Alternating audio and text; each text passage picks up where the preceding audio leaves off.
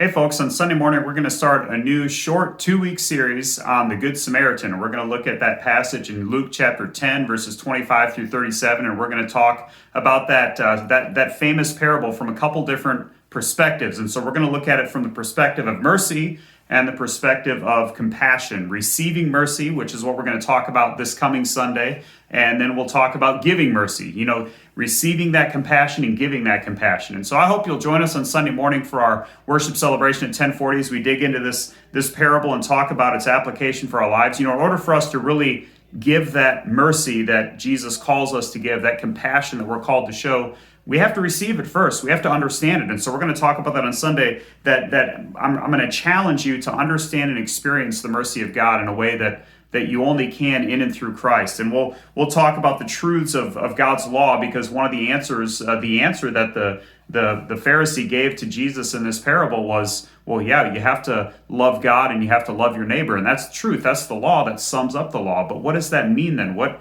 does that mean? How do we do that? Because Jesus said, yeah, do that and you'll live. And so we're going to look at that on Sunday, the truths of the law of God that impact our relationship with God. And so I hope you'll join us Sunday at 10:40 for our worship celebration. Of course, before that, at 9 o'clock, we've got prayer gathering.